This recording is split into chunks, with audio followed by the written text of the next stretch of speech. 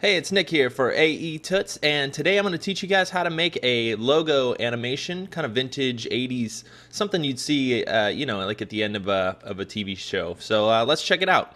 Here we go.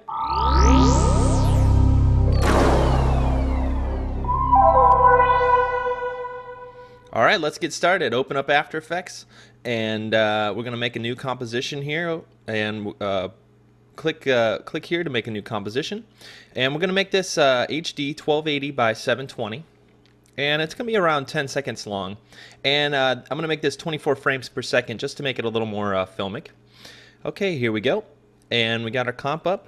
First thing we need to do is type out the word we want to kind of fly in. And the best thing about the way we're going to do this is after the fact we're going to be able to switch the type out. So let's start with Vintage. There we go. And I chose a really kind of bold font. It kind of works better with a real thick type of font. For this it's Futura Bold. So here we go. I'm going to center this and we have our type. And I'm going to pre-comp this. And the reason I'm going to pre-comp it is so later we can come back and actually replace this type. So we're going to call this main type. Here we go. Looks good. Okay, so now we have our base layer of type. And we're going to start to build out all the effects that create this kind of vintage neon kind of look here. First thing we're going to do is add a bevel and emboss. Actually just bevel alpha is the effect we need. So over in the effects and presets I typed bevel, and we're going to bevel alpha, and by default looks pretty close. We're actually going to flip this around to the bottom here, somewhere around 200 degrees, and we're going to increase the thickness just a bit and increase the intensity. Play around with that, get a real hard bevel there. Next thing we're going to do is just duplicate this comp. So now we have two copies, and what we want to do is add a ramp to our layer here. So over on the side you want to add a ramp. So type in ramp on the effects and presets. I'm going to add ramp, and this one we're going to pick kind of a light blue color, somewhere around there. And for the second one we're just going to pick kind of a darker blue. And now here's the secret. We're going to arrange these kind of offset just a bit. And you can see this top corner is kind of the most blue, and it kind of fades off to the darker blue. Maybe we'll go a little bit darker there just to accentuate it. And let's see what from here we're going to add a glow effect to our layer. Now the After Effects standard glow, stylized glow, works pretty well, but it really works well in 32-bit mode, and that's how we're going to make the rest of this comp. So right here you can see it says 8 bits per channel. If you hold down Option on Mac and Alt on PC and click it, it's going to go to 16-bit and one more time to 32-bit. And now you can see we're starting to get some kind of better glow here. We're actually going to turn that up to start to get a good amount of glow. Let's turn this up a little bit brighter. There we go. So I'm just making our blue just a bit brighter. See what just happened right when I pulled this up? Now we're starting to get this banding, and that's what we want to go for. So I adjusted our ramp just a little bit brighter. And actually we could turn off the bevel alpha on our second layer here. So now we have our glow, and we're just going to turn this down just a bit, the opacity of this layer, just to start to bring some of this bevel back in. Okay, we're getting close here. Next thing we're going to do is duplicate the comp again. Again, we want to use the same comp so that we could change the type later. Now on this next comp we want to start to get the outlining effects from our video. And with this, what we're going to use is a plugin called Vegas. So actually if we delete our other two effects, come over to our effects and presets, type in Vegas, and let's just see what that did all by itself here. Hey, nothing. What we need to do is help this plugin find the edges of where the lights will dance around. This plugin is made to kind of give it that light effect or like dancing bulb lights from downtown Vegas kind of strip. So what we need to do is to help it find the edges. So for that we're going to use image contours, and then we're going to use this threshold here to help it find it. See, as soon as we pull down on the threshold, we're starting to get some light here. I'm going to make our lights brighter just so we can see what we're doing. So down in rendering, in our effects, I'm going to change the color to white, and I'm also going to change the width. I'm going to turn that up just so we can see what we're doing. Now we're getting close. What we don't want to do is have this many lights. So in our segments, instead of 32, we want to turn this down to just 2. And you can see now we have kind of 2 highlights for each edge of the type. A couple more things we need to do is change the length of each of our glows. So if we turn that down, you can see now we're starting to get into more of like a beveled kind of look. And let's turn this, yeah, that seems about right, somewhere around 3. All right, good. Then the next thing we need to do on the Vegas layer here is we don't want the layers to show through. We only just, or I'm sorry, we don't want the type. All we want are these edges so that we can composite it on top of our other layers. So if we go to blend mode, we can go to transparent, and now you can see all that's left is the bright edges.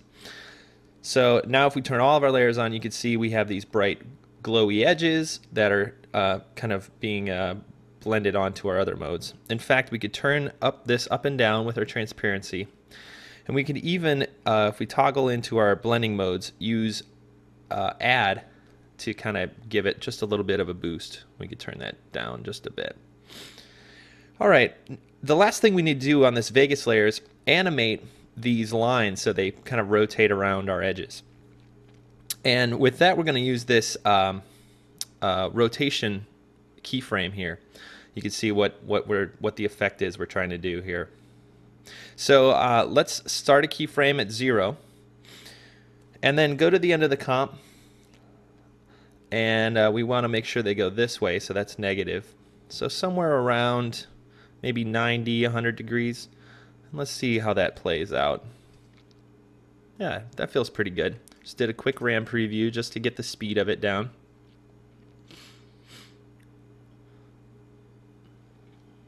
That feels pretty good.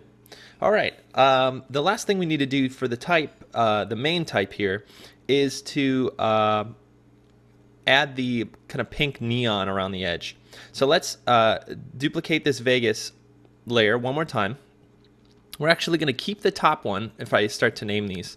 So this is the white Vegas that we just built, and below that we're actually going to name this one pink Vegas, and this is our ramp, and below that is our bevel. So when you start to add more layers, you can go back and start to clean up your names, so just so you know where we are. So our white Vegas we're going to kind of leave alone. Our pink Vegas, we need to do a couple things. Now we already have the threshold built because we copied and pasted, but what we need to do is turn this, I'm going to solo this, turn these white outlines into a solid pink outline. So the first thing we'll do is kind of pick our pink, and what we want to do is extend the length to 100%.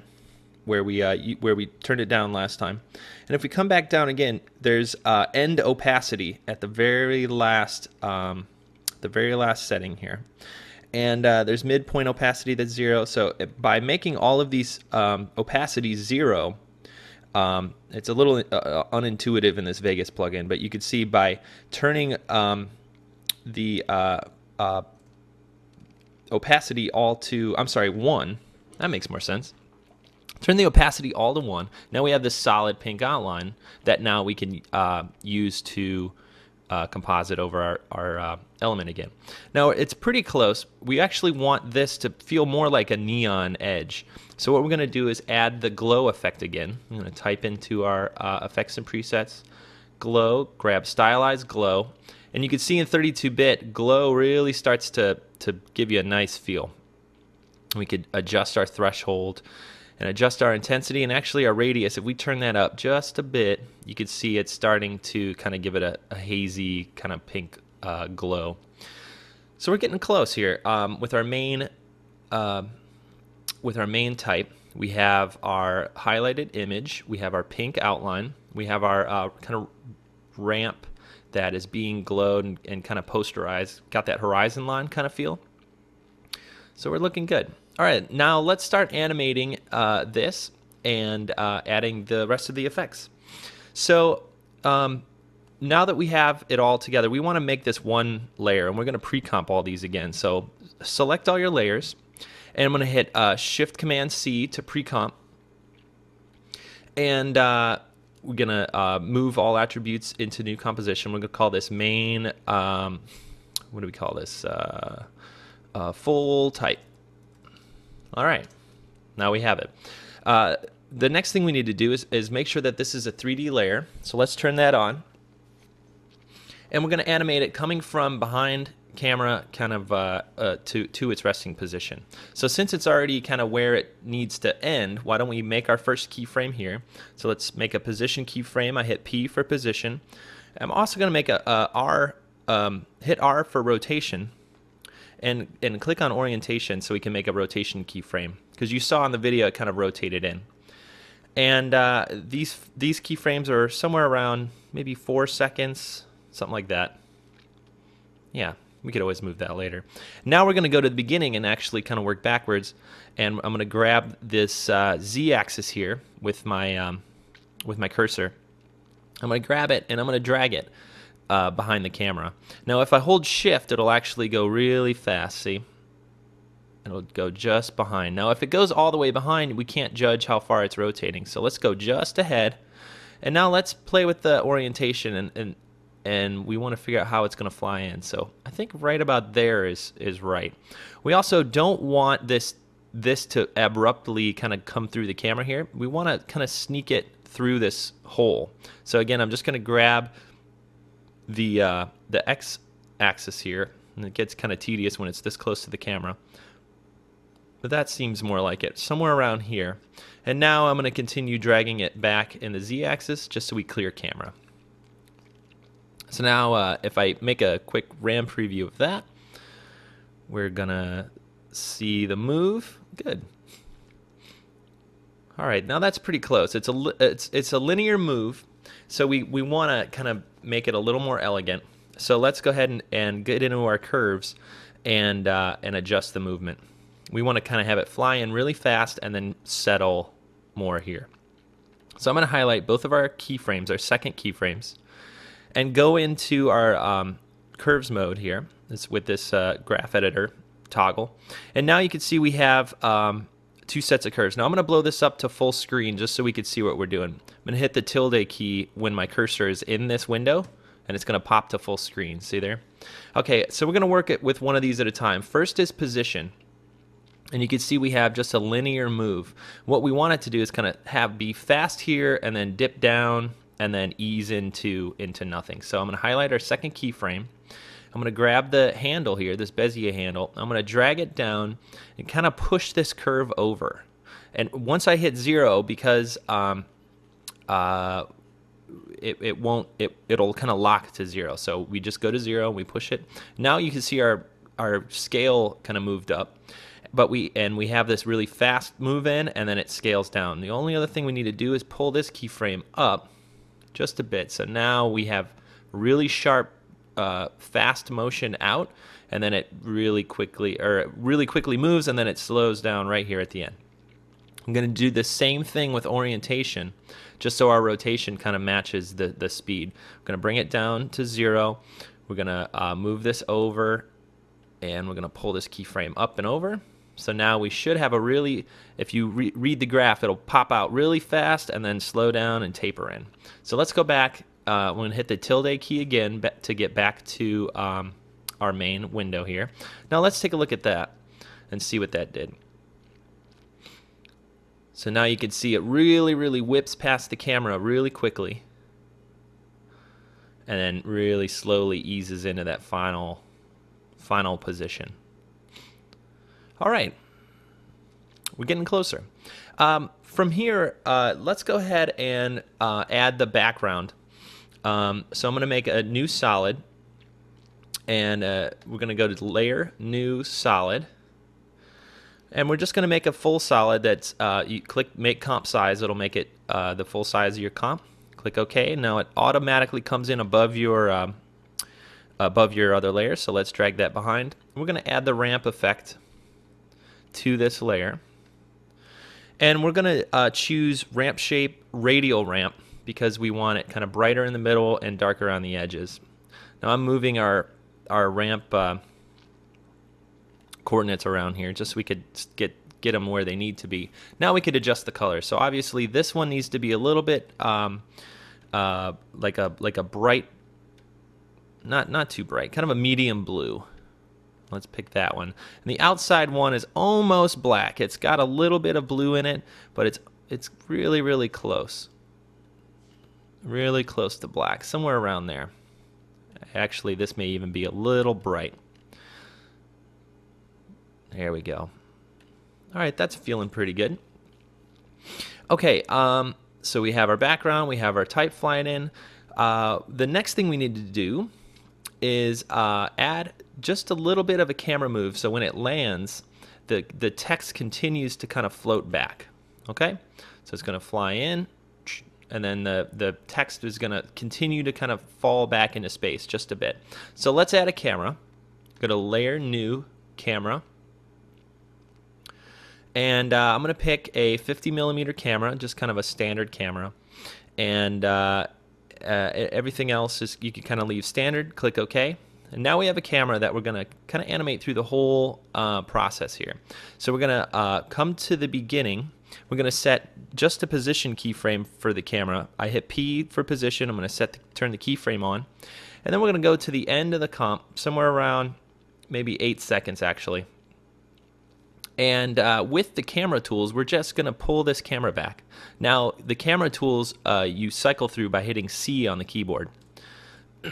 So you can see we're cycling through our move camera tool, our back and our kind of zoom in and out camera tool, and then our rotate camera tool. Okay, I'm going to undo those, just so we don't mess anything up. The only thing we need is this in and out kind of tool. Okay, so just go ahead and grab the screen. You already have your one keyframe set, which means it'll set a second one automatically. And we're just going to have it kind of drift back to there. That feels about right. And we just want these to ease in and out of where they are. So we'll take the easy way out on this one. And I'm going to highlight both keyframes. And I'm going to right click or control click to pull up this menu and go to Keyframe Assistant, Easy Ease. And that'll just kind of make that really simple for us to kind of ease into that transition. So let's check out where we are. We'll do a quick RAM preview. Now I'm also doing a shift RAM preview, which means it only renders every other frame. It's just so we can get kind of a general idea of what's going on. That feels pretty good. All right, good. Okay, now here comes the fun part. Now that we have everything going and it's looking good, we are going to add all the glow effects and all the retro kind of echo effects and everything. So the first thing we'll do is add the echo effect, and to use that, we're going to make a new adjustment layer. Now, adjustment layers don't have any transparency, but you can add effects to them that affect everything below the adjustment layer, kind of like Photoshop. And we're going to type in echo. Believe it or not, it's called echo. In effects and presets, we have a plugin here called echo. And what echo does is look at every frame in your animation front and back and try to kind of echo it over time. So the default settings are just one frame, which is this 0.03 is kind of one frame, and then the number of echoes is set to 1.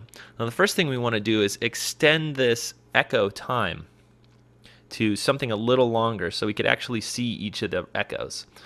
Now, what we want is actually a negative value, because if we go positive, then the echoes will lead the animation. We actually want the echoes to follow the animation, so we're going to do a negative number.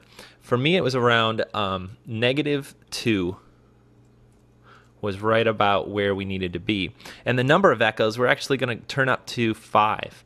Now, you can see we're starting to get a crazy effect here, and that's because all of these layers, all 5 of these layers, are being added to one another. And that's part of the kind of cool factor with echo, is you start to get these kind of blending mode issues and stuff, especially in 32-bit. We want to turn that down just a bit though. So in the decay settings in the echo plugin, we're just going to turn that down.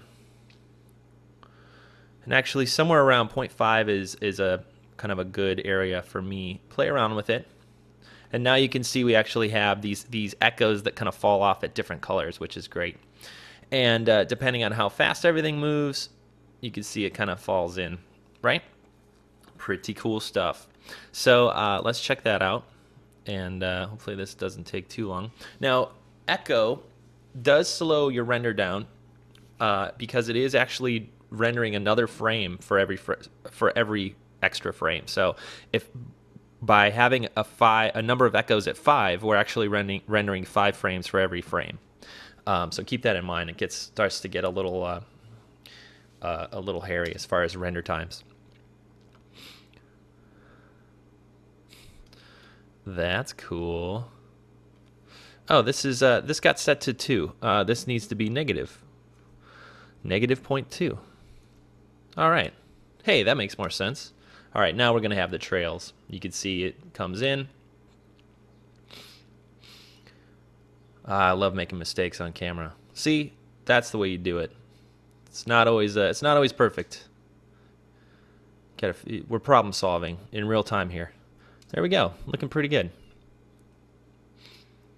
I actually might speed the animation for that just a bit, maybe somewhere around 3.5 seconds. That feels pretty good. Okay, the next thing we need to do is add. So we have our beginning echo. Right? Now we need to add that kind of, if we go to QuickTime, I think we have it.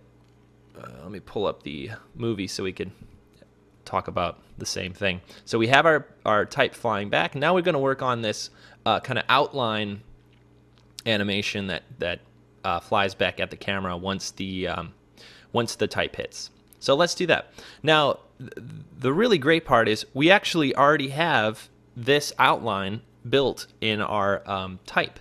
So if we go into our comp by clicking, you actually want to double click on full type here. Now we're back into our pre-comp where we built all of our layers. We actually want to take this pink Vegas layer and just copy it and bring it into our new comp. In this case, this is called Comp 1. I'm going to paste it in. Now you can see the scale is just a little bit off, and that's because we've animated this full type deal. What we want to do is make it 3D, and it should jump right back into place where it belongs, basically. So we have our pink type over our pink Vegas like neon type there, and what we want it to do is kind of fly off of our image as soon as it lands. So the first thing we'll do is go to right at the end of where this animation ended, and we're going to crop our pink Vegas layer down just a bit, just so we're not worried about that layer until right here. Okay? And the next thing we're going to do is just animate just this one layer kind of coming at the camera and rotating. So with our position, you can see we already made that layer 3D to match our other one.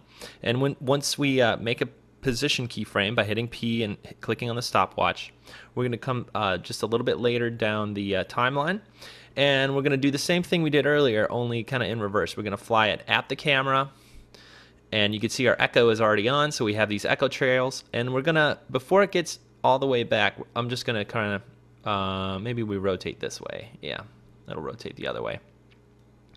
And and we didn't set rotation keyframes, so let's go back and do that. We're gonna snap back to the beginning of the of the comp here, of the Pink Vegas comp. And if you hold down Shift, you'll snap to the edges of layers and also to keyframes. So I'm holding down Shift. I'm going to snap right to the beginning here. And I'm going to hit R for rotation, which brings us our orientation keyframe. And I'm going to set a keyframe for that. And hit U to see all of our animations for this layer. Now this Vegas rotation we can actually turn off if you want. It's really not doing anything at this point. But now we want to come back to our other place. I'm holding our other keyframe later down the line here. I'm holding Shift to snap right to it. And now we can play with our Z rotation and start to build up an effect here. And again, I can grab this and just kind of pull this layer back. So that should give us a pretty cool look. So let's see what that looks like. All right, we're getting close. We actually want to tweak these keyframes just a bit. So let's just highlight all four of these new keyframes. And we're going to set it to Easy Ease. So right click on them, go to Keyframe Assistant, Easy Ease. And that should get us pretty close. And if you want, with our position and rotation actually selected, we can go in and adjust this curve just a bit. So I'm going to highlight both of our keyframes in our graph editor, and I'm just going to cheat this one up just a bit, just so it kind of pushes off of our type a little quicker. I'm going to cheat the curve to push it toward the beginning, and I'm going to open this up just a bit. And what that'll do is kind of, instead of easing off of the type, this neon is going to kind of explode off of it in a kind of a more energetic way. So let's see what that looks like. Type's going to fly in. Oh, bear with the render here. Looking good. You can see the echo has actually brightened our background as well, because it does. It is adding all of the effects and all of the layers below our echo adjustment layer. It's actually blending into that. Oh, you can see now our camera is going to bypass where we went.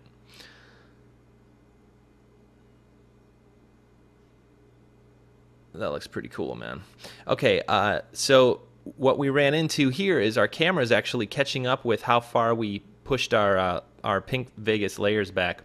So we're actually gonna just have to pull our Pink Vegas layer back in Z space just a little bit more. So I'm gonna shift drag into our last keyframes here.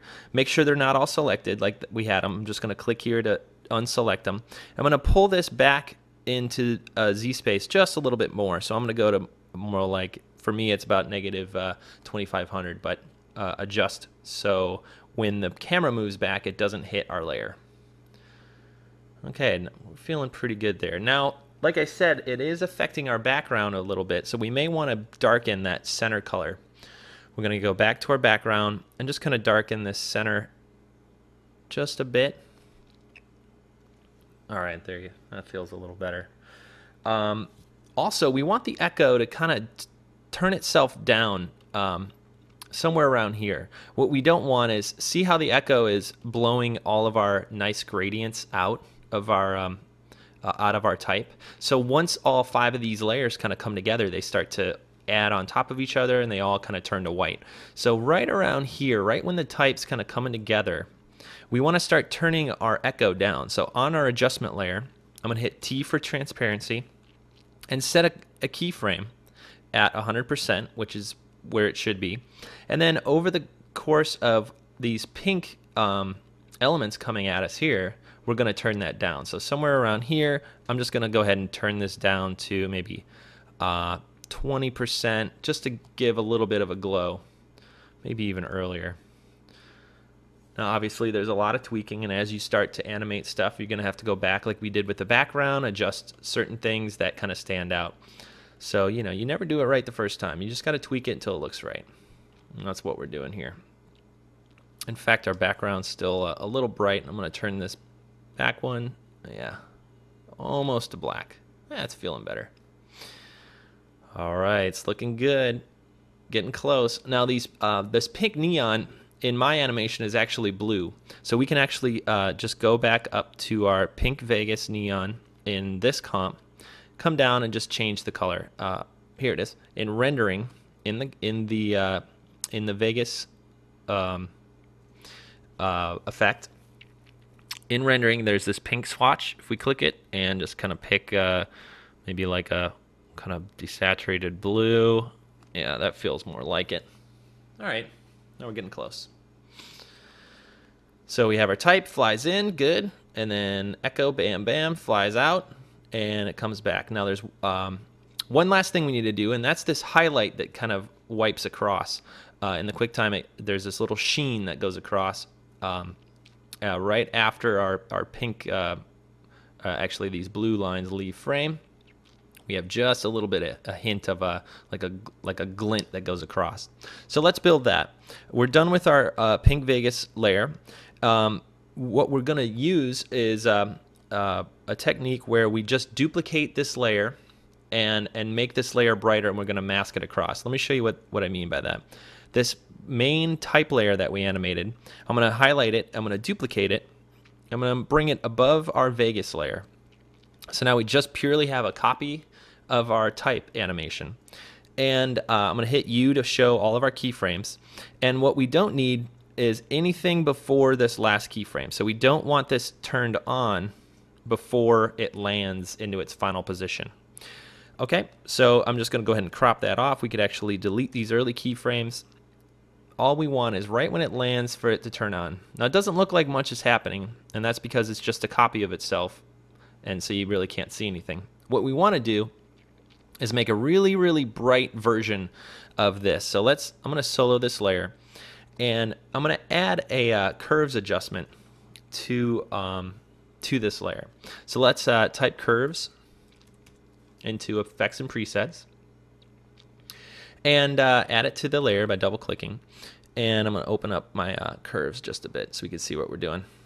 All we want to do is make a brighter version that we're going to kind of glint across itself. So I'm just going to take the kind of middle gamma of this curves and move it up. You can see we're starting to get really nice kind of blown out glossy version of this logo here. Don't want it to get too crazy, but just enough to be kind of bright. Yeah, that feels pretty good. All right, let's close that down. And now we don't want it to all be bright. Let's just turn that on and off. So here's on and off, and we want that glint to kind of rush across. And we only want it to happen after this stuff wipes away. So we're actually going to move this layer just a bit further back so it doesn't start until we need it to. And that's a really good tip whenever you're animating. Always crop your layers to as tight of a layer comp as you can. Even if you're not using this layer, you know, don't use transparency to turn this on. Go ahead and just crop this layer right off. And that'll help with rendering too, because your renderer will just ignore that layer until it has to. Okay, next thing we need to do is grab our pen tool. I'm going to use all the tools in this one. And we're going to make like kind of a trapezoid box here. So we're going to click here. We're going to make a diagonal parallelogram. Am I saying the right word? That sounds about right. Make one of those things. See there? And then we're going to animate this moving across the type. So let's solo that layer one more time. Actually, I guess we can't because we're masking it. So from here, we're going to hit M for mask. And now this mask has a mask path keyframe right here. We're going to turn that on. And what that allows us to do is animate our mask across. So here it is. And we're going to go just a little bit further down the road here, maybe 7 seconds. Make it like a 3-second wipe. And the next thing we do is double click on our mask. And that gives us our bounding box around the mask. And now we just need to animate it across. Now see what it's going to do when it goes across? We can kind of see it almost live here. It's going to give that glint across our frame. So animate it all the way across, give it a little room. And the next thing we have to do is adjust its feather. If we turn off the mask, you can see there's this really kind of hard edge on it. What we want to do is feather that out. So if we if we select our copy here and hit F, you're going to get your mask feather adjustment. And you're just going to turn that up just a bit, not too much. Yeah, right about there looks right. Now if you scrub across, you can see what it's going to do. It's going to kind of just add that glint. And in fact, it may be a little bit too much. So maybe you could just turn the opacity down just to get that glint going. It feels pretty good. I'm going to do a quick RAM preview to see how we're doing. And if we did everything right, it should look pretty close. We just have to add our extra little compositional kind of compositing elements to it. There's our wipe, looking good. Oh man. All right, let's check this out. Good. All right, things are looking good here. Now we can go in and tweak it till our heart's content, but I'll let you guys go ahead and do that. The next thing we're going to do is put on the finishing touches. And with any comp, you always want to kind of get the animation going, and then once it's looking good, come back and add some kind of extra elements to it. To kind of help composite it into the background. So there's a couple tricks here. The first thing we're going to do is add a new adjustment layer. So we're going to go to Layer, New, Adjustment Layer, and we're going to add a fast blur to our adjustment layer. And what the fast blur does is obviously blurs very quickly our whole comp down. And I use fast blur because just for render reasons, it's going to render quicker than like a Gaussian blur kind of thing. So set to taste here. I'm going to set this pretty high, maybe 17, some of the blurriness, and then I'm going to set the overlay mode or the blending mode. I'm sorry, to lighten. And you can see what that does is kind of give it just a little bit of an extra glow overall. It's a little much. I'm going to turn that down. You can see we're starting to kind of mush up our composite here. Let's go ahead and add a new adjustment layer, and this time we're going to add another glow on top of everything. So that glow in 32-bit is really going to kind of really help give it that kind of old TV blown out feel. Now obviously that's too much. We're going to turn the threshold up so it only clips our whites here. And we're going to turn the glow radius way up. We're going to give it a really big glow. But we're going to turn the intensity down. And we're actually going to turn the opacity on this glow way down, maybe 20%, something like that. That may even be a little much. That feels a little better. You could always tell too, when these things kind of blur together, you can start to see the glow really working. Yeah, it's looking really good. Feel good about that. So you can kind of check out different frames. Yeah, that feels good. All right, so we just finished making our retro animation, and I wanted to show you guys kind of the best part about the way we got this workflow together. The best part to me is that all of this compositing and all of this work is done in a way where we can go back and change this word, and it'll all filter through the comp.